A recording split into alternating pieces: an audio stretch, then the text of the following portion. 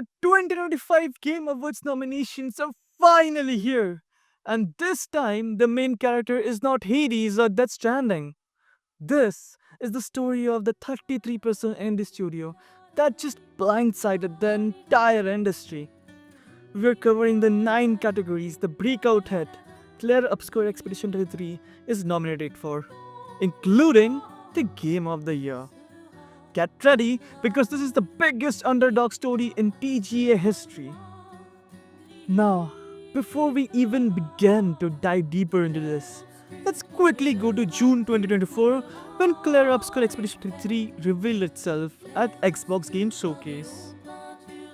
This game got destroyed when it was revealed. Chat spammed else. Everyone called it a flop. A year later, 12 Game Award nominations across 9 categories. Well, that didn't age well, and here's a shout out to Antifash for saying exactly what needed to be said. Anyway, what a year we have had, an incredible lineup of games. A few new IPs and holy, probably the greatest battle of sequels we have ever had. With all these, let's now get into the first cover. The best performance. This is where we have had Clair Obscur have 3 nominations in a single award. Let's wrap it up, starting with Charlie Cox, Clair Obscur Expedition 33. What?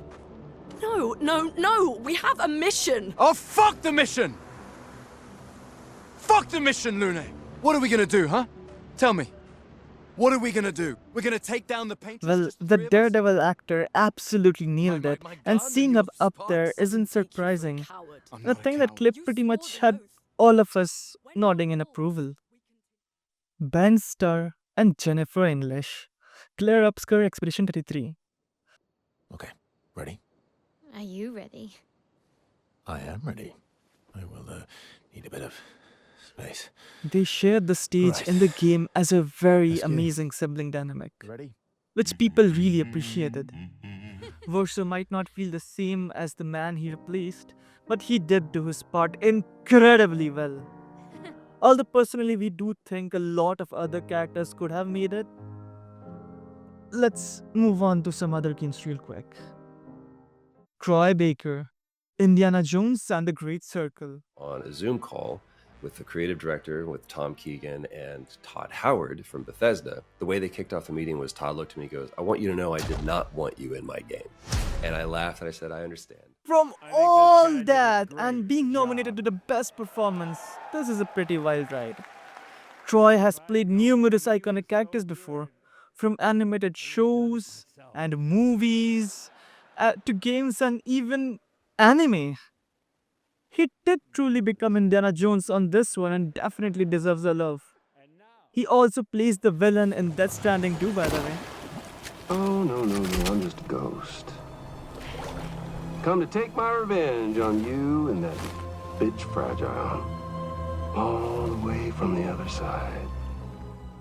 Erika Ishii, Ghost of Yote, and Komatsu Kato, Silent Hill F.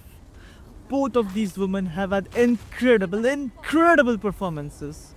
However, given how things have been going, despite their completely mind-blowing emotions and reactions that they have showcased, it is more likely that someone else would take that award from them. Now, there are a few more actors we personally love to see. What's the matter? Females! Best Art Direction, Clair Obscur Expedition 33. I mean, a game about paintings would definitely be here, won't it?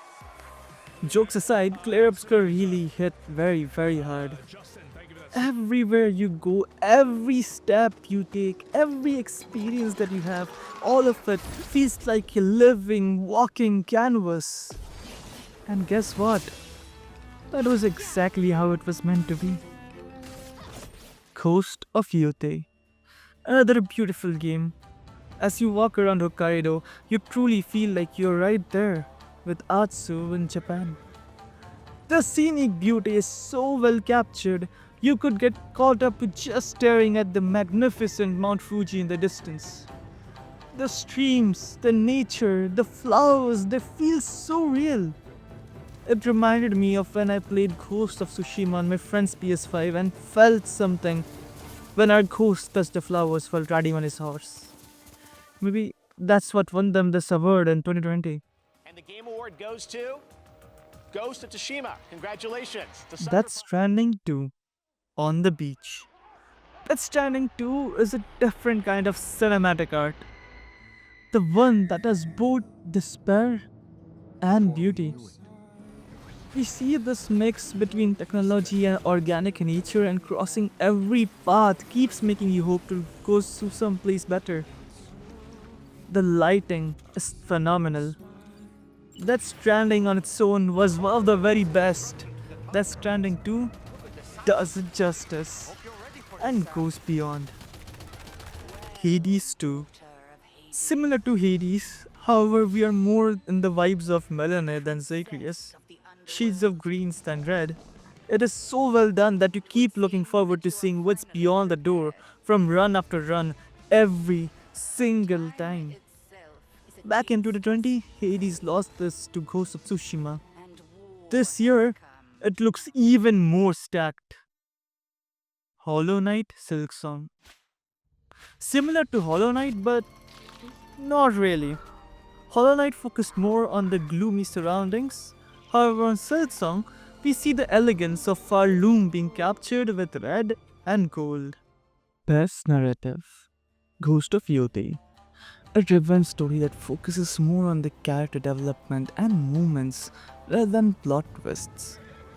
People normally aren't particular fans of a story that they can already understand how it will play out. However, in Ghost of Yoti, the character movements are so incredibly well done, and it is rarely listed as a con. Kingdom Come Deliverance 2. With a script of over 2.2 million words, bigger than Baldur's Gate 3 at launch, and equivalent to 100 2-hour long movies, Kingdom Come delivered an incredibly grounded and historically faithful narrative. Kingdom Come Deliverance 2 has a script equivalent to 100 2-hour long movies. That sheer scale combined with its historically faithful and morally complex writing makes it the scope winner. This is the one to beat. The writing is sharp, the world feels alive, and Henry's growth is handled with amazing pacing and realism. Not just in KCD 2, but his growth all the way from prequel to KCD 2. It stands apart for its commitment to authenticity and moral complexity. All of this world just feels real. Clair Obscur Expedition 33. The game does an amazing job in giving you subtle clues throughout the game that keep you constantly guessing. You're always thinking what and why and jumping to conclusions till you know the answer. This feeling that it invokes in you is itself what makes it such a strong contender for this nomination. That's Stranding 2 on the beach. Death Stranding 2 is a philosophical and introspective game, similar to Kojima's tweets. He leans heavily in the themes of connection, grief, and fragile bonds between people. It's symbolic and at times cryptic in nature, but also deeply rewarding to players who appreciate complex narrative design. It expands on the foundation of the first game but pushes its characters into even more emotionally vulnerable territory. When it hits harder than almost any other game this year. Its storytelling is ambitious and daring, that unpredictability is both its charm and its risk. I honestly think Death Stranding 2 is by far the biggest hit or miss game in this category. Silent Hill F. Silent Hill F probably delivers the strongest pure narrative craft in the category, with layered symbolism and emotionally devastating storytelling. Depending on how much you value psychological depth, you might either want to stay away from knowing the story or wish to make it a winner. It covers a lot of hard to portray themes in 1960s Japan, inspired by Japanese folklore, which makes its depressing, layered storytelling another hit or miss game. Now, here we would say that others might have a bigger shot at victory. What do you prefer? The grounded realism of Kingdom Come Deliverance 2, or the philosophical madness of Death Stranding 2 or Silent Hill F? Let me know in the chat. Nominees for the Best Independent Game. You've heard quite a bit from me in general about Hades 2 and Hollow Knight Silksong, but I just don't want to add them here. I believe this category leans more on how they're successful without a publisher. However, to their own merit, they already have the recognition they need for the success after their previous masterpiece. Betting them against others isn't exactly ideal. Now for the remaining, Blueprints. Blueprints makes Detective and the roguelike to unite and deliver what might just be one of the smartest games of the year. You explore this through the shifting halls of the manor, try to dig up something that you're not exactly supposed to. A perfect game to rack your brains and uncover the mysteries. Absalom. If you loved Streets of Rage 4, you'll love Absalom. A game that was inspired to build to make sure that you never get bored. It's constantly giving you a hook on keep playing and fighting your way through. Another amazing game that definitely deserves the love it is getting. Clair Obscur Expedition 33. Well, where do we even begin with this? 33 core developers building something so epic. If someone played the game and was later informed of it, they'd be surprised too. Guillaume Roche found his lead writer Jennifer Svidengurken after she responded to a Reddit post asking for voice actors for a free demo. The composer, Lorien Testard, was found on SoundCloud even though he had no prior video game composing experience.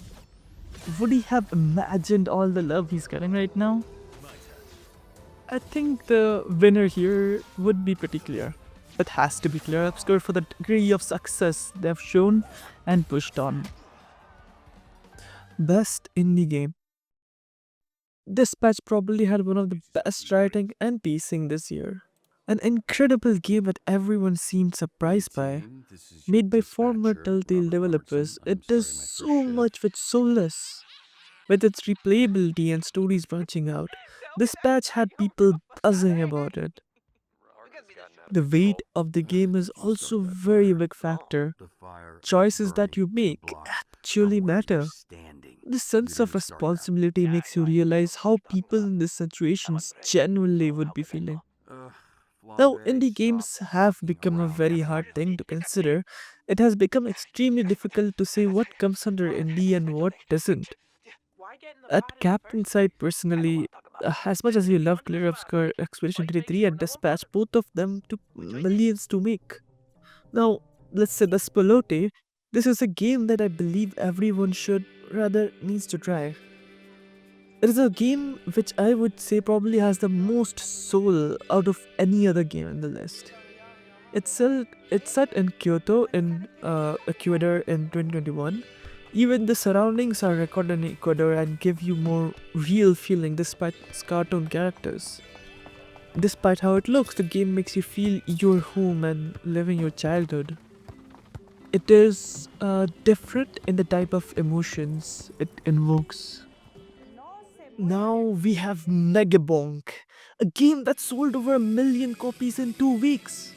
I randomly saw my friend streaming the game on Discord and it was a bit confusing until I knew how enjoyable it was.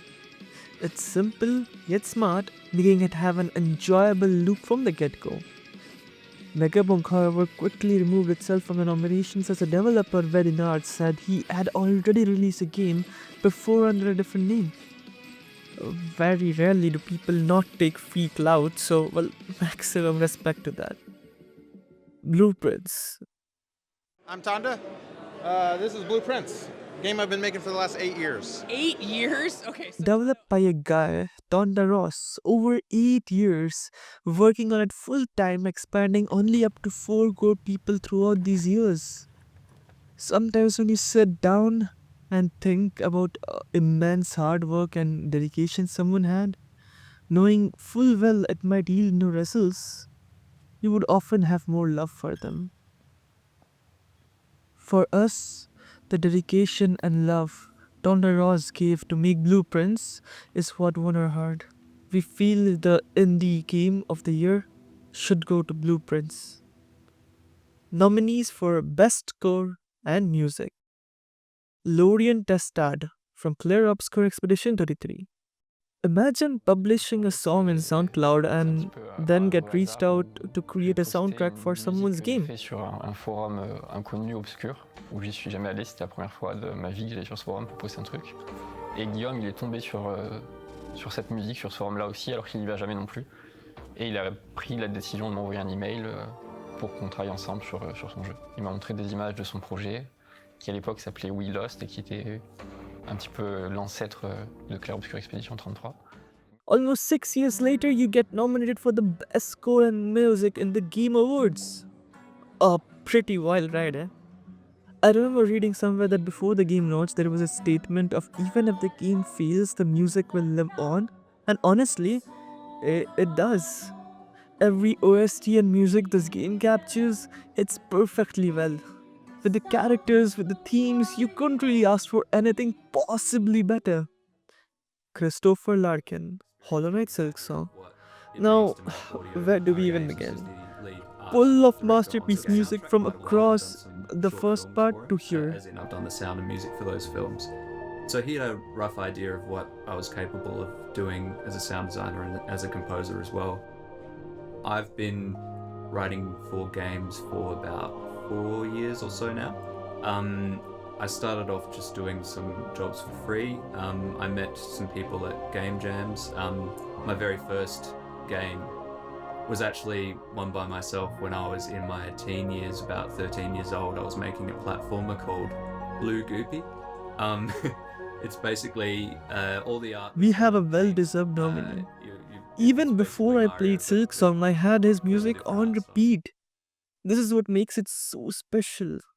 He continues this for a sequel and safe to say, he still got it. Going onwards and stronger than ever. Darren Korb, Hades 2. The man who voiced the first protagonist, Zagreus, also dropped some of the best soundtracks in the previous game, is back. He was nominated when Hades came out, he's nominated now again. Well deserved, but this time it looks even harder to go for the win. Tomo Ottawa, Ghost of Yote. Tomo Ottawa's score for Ghost of Yote is the emotional backbone of the entire experience. With 8 talented artists.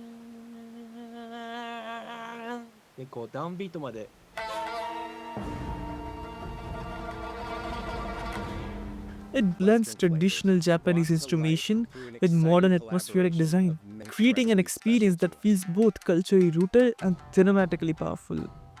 Instead of depending on grand orchestral scores, there are subtle hints that capture the soul of the story itself. Woodkid and Ludwig Forssell.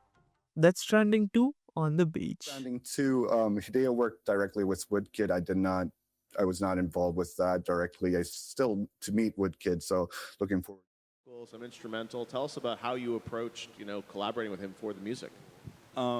With a lot of respect, first of all, for his work and for the work of Ludwig and Lauror and just the path that has been written on the. The collaboration between Woodkid and Ludwig Forssell pushes the Stranding 2 into something operatic. The score is made intentionally unsettling. The strength of this duo to fuse the pop style of Woodkid and Forssell's cinematic sensibilities is what brings so much value. The result is a soundtrack that feels both alien and deeply emotional. Well, that is the story, that is the soul. Given the fierce competition from Hades 2 and Silksong, this would have been tough one, but Clair Obscur will definitely win. It deserves it.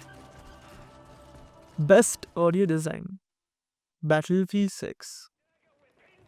Well, not what you expected to see. Battlefield has done a tremendous job in making every part of it, White Battlefield, look so real. It definitely gets one of the top spots over here. Clair Obscur Expedition 33.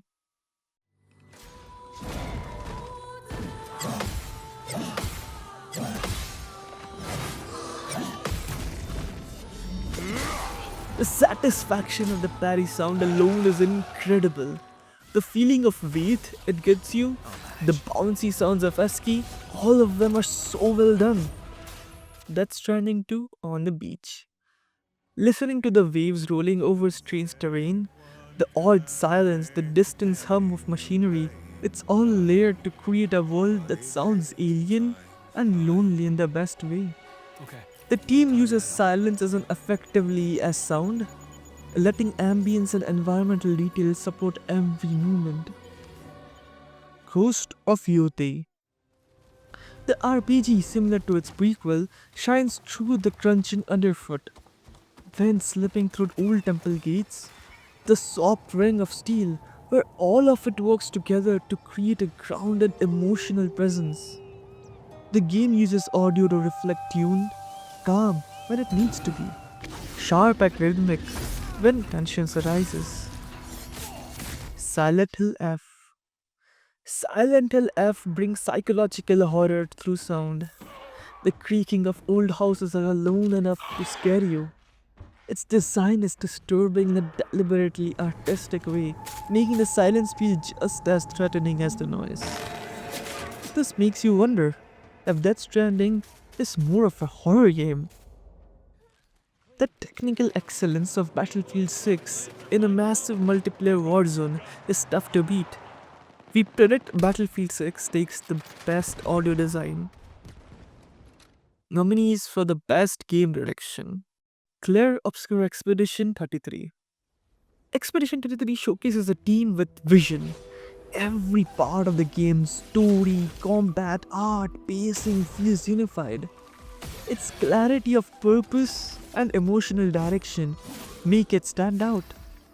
This is the kind of game where every creative decision feels like it came from a tight, confident leadership. I believe that's what happens when your core team is as small and tight as they are. Death Stranding 2 on the beach. Now, Death Stranding 2 has been nominated in many different categories, but honestly, if anything, it is most likely to win here. Kojima has been an incredible man with an even incredible journey, being in the spotlight for his work on Metal Gear. Once again, he has done it. A game's main strength is its game direction. Konami did not allow Kojima to receive the award back in 2015 for Metal Gear as he left. Although he was awarded in 2016 for being an icon, he didn't really receive it for a game. Maybe this time might be his time. Ghost of Yotei. Ghost of Yotei focused on emotional storytelling and cultural focus. The direction is subtle and respectful. Every scene is framed with a sense of place and very dramatic beat lands with sincerity.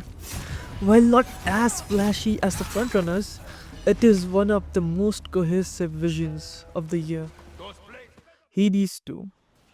Supergiant has always excelled in direction.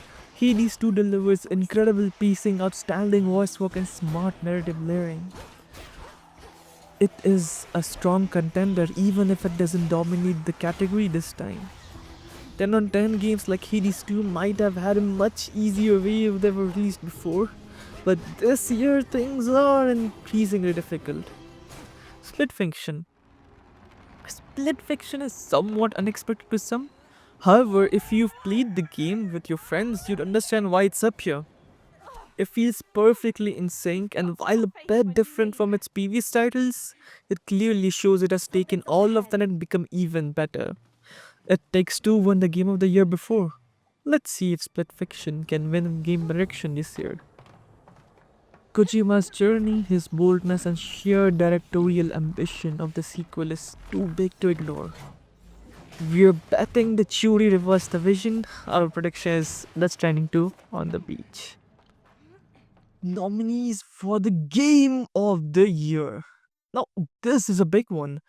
Let's start with the most anticipated one. Clair Obscur Expedition 33. Sandfall Interactive and Kepler Interactive. Clair Obscur Expedition 33 is the breakout hit of the year and a true benchmark for what independent studios can achieve. The game delivers a stunning combination of imaginative world building, emotionally grounded storytelling, and pretty much everything else. If anything, you could see why people are rallying in the masses to see its victory. Donkey Kong Bonanza. Nintendo EPD Nintendo. Honestly, I don't own a Nintendo, so my experience is limited with Donkey Kong. However, I was surprised to know more when I dived into it.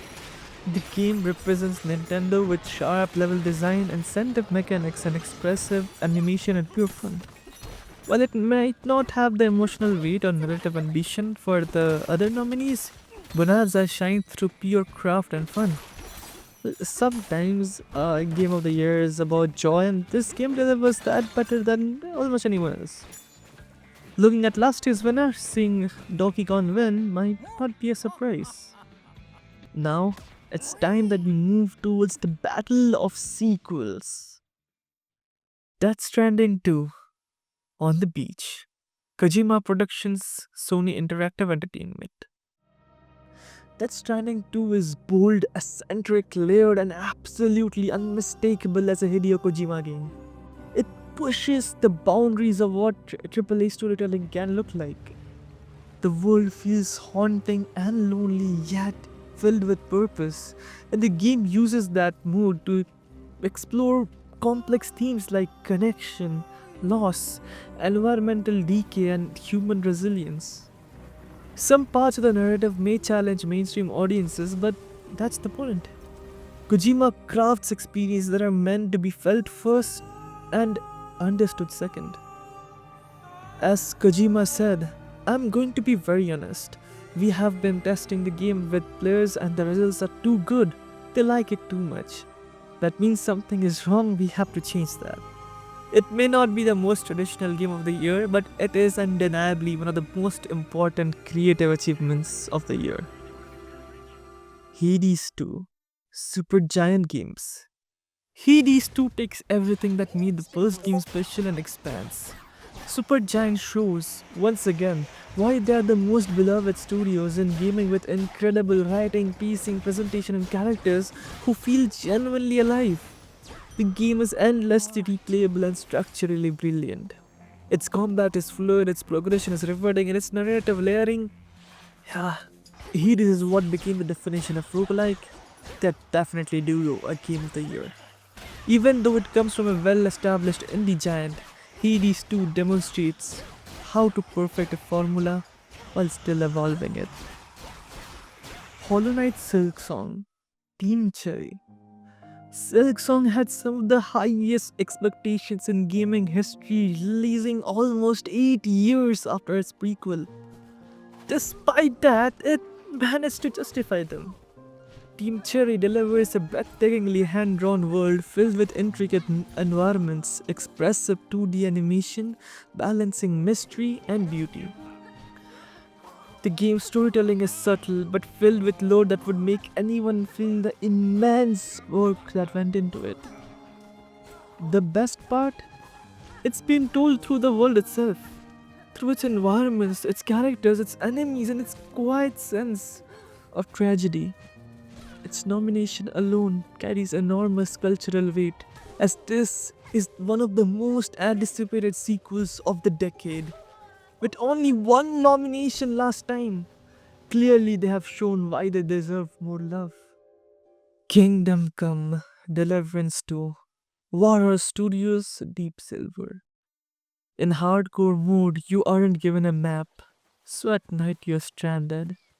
You're often lost and are hoping to find ways to get yourself home. However, if you're good with astronomy, you can see the stars and find out where to go. This is because the world of Kingdom Come has even the stars' position set down to perfection. The developers developing the game based in their own home cities picked things up they were the most passionate about and worked on it. That's why the world is so well built and arguably one of the greatest RPGs ever made. Look, whether Clair Obscur wins or not, this game proved something huge. A 33% team with a Reddit writer and a SoundCloud composer can compete with Sony, Nintendo, and Kojima. That's not just inspiring, that's a revolution. Clair Obscur is likely to win this, but don't be surprised if we have Kingdom Come Deliverance take the win. What do you think? Drop your Game of the Year prediction in the comments, and if you think I'm wrong about any of these, tell me why. I'll pen the best take. It was honestly difficult, and it is very hard to choose with no clear winner. Well, do you disagree? Share your thoughts in the comments below. If you liked the video, don't forget to give us a thumbs up so we can grow. Make sure to subscribe if you want to keep watching us again. Thanks!